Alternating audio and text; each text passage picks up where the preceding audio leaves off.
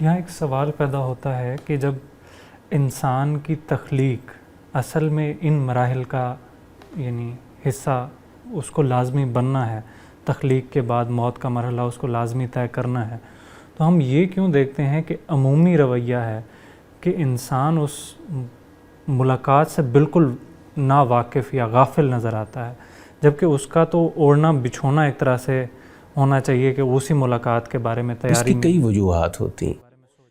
ان میں سے ایک وجہ یہ ہوتی ہے کہ یہ دنیا یہ ایگزسٹ کر رہی ہے اس وقت، ہماری آنکھوں کے سامنے ہے، حسی طور پر ہم اس کو محسوس کر سکتے ہیں، تجربے میں ہے نا ہماری۔ اور دوسری بات رنگینیاں اور رعنائیاں، اس کی جو رونقیں ہیں وہ بھی ہم دیکھ رہے ہیں ساری چیزیں۔ تو اگر آپ کو ان ساری چیزوں سے نکال کر یہ کہا جائے کہ تمہیں لے جائیں گے ہم اس دنیا کی طرف جو بھی تم نے دیکھی نہیں، اندیکھی، تو اگر اس اندیکھی دنیا کے اوپر حقیقی یقین آپ کا ابھی پیدا نہیں ہوا، آپ بھی گھبرا جائیں، آپ نہیں جانا چاہیں گے۔ اور دوسری وجہ آپ کے اندر پائی جانے والی جو خواہشات، تیسری وجہ نقد لینے کا جو ایک آپ کے ہاں دائیا ہے، آپ کہتے ہیں یہاں تو سب کچھ مجھے مل رہا ہے، یہاں پودا لگاتا ہوں، یہاں تناور درخت ہو جاتا ہے، یہاں میں انویسٹ کرتا ہوں، یہاں سے مجھے پروفٹ آنا شروع ہو جاتا ہے، فوراً رزلٹ۔ آخرت کے حوالے سے اگر آپ سوچیں وہ سارا ہی ادھار ہے، تو ترجیح تو آدمی پھر ہمیشہ نقد ہی کو دیتا ہے۔ تو اس طرح کی کئی وجوہات ہوتی ہیں کہ آدمی عقیدے کے لحاظ سے جاننے کے باوجود کہ اس کو یہاں سے جانا ہے اور خدا سے ملاقات کرنی۔ اب دیکھیے نا، اس کو ایک اور اینگل سے بھی اللہ تعالیٰ نے بیان کیا، فرمایا فمن کان یرجو لقاء ربہ فلیعمل عملا صالحا۔ بھی اگر تو تم کو واقعتاً توقع ہے کہ اللہ سے ملاقات ہونی ہے، یعنی ایک ہے نا عقیدہ ہے آپ کا، آپ نے بزرگوں سے سن رکھا ہے یا کتابوں میں پڑھ رکھا ہے، چنانچہ آپ مانتے ہیں کہ مرنے کے بعد اللہ سے ملاقات ہونی، یہ ہے عقیدے کی بات نہیں۔ اگر حقیقتاً تم امید رکھتے ہو کہ ایک دن تم کو خدا کے حضور کھڑے ہونا ہے، جواب دہی ہے، پیشی ہے، وہاں حاضری ہے، تو فرمایا فلیعمل عملا صالحا۔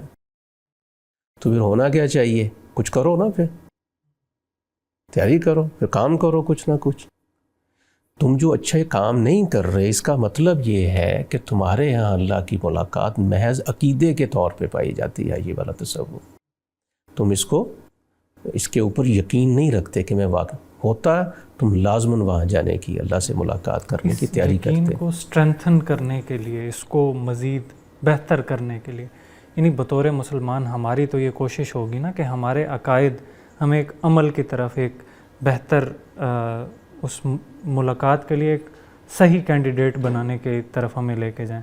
تو کیا خدا یا اس کی کتاب یا اس کے رسول پریکٹیکل نوعیت کی کوئی رہنمائی ہمیں فراہم کرتے ہیں؟ ایک تو آپ نے ذکر کیا نا کہ ہم نیک اعمال کریں، اس کے علاوہ کیا وہ چیزیں ہیں؟ دیکھیے عمل بذات خود کیا ہے؟ ری ایشورنس ہے، علم کو پریکٹیکل میں لانا، وہ عمل ہی ہے۔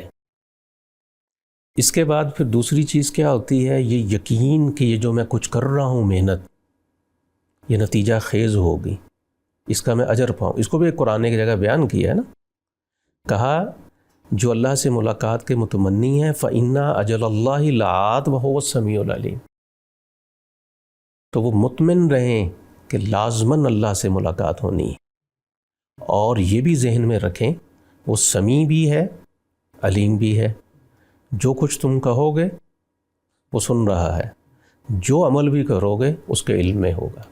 اب اس سے کیا معلوم ہوا؟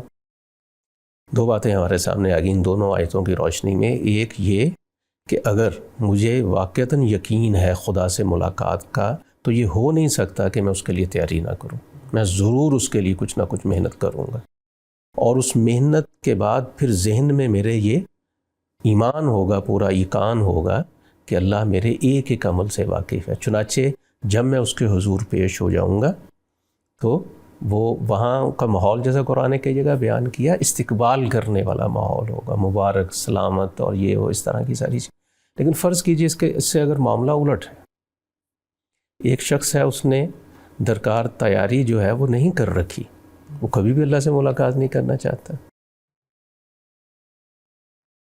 بھئی باپ نے بچے کو کچھ روپے دیے ہیں اور کہا اچھا بھی اسے کسی کام میں لگاؤ، اور وہ ضائع کر بیٹھا ہے،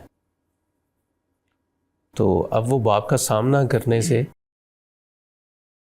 آنکھوں میں آنکھیں ڈالنے سے جان بچاتا ہے نا اپنی، ہاں، اس کے اندر وہ حوصلہ ہی نہیں ہوتا.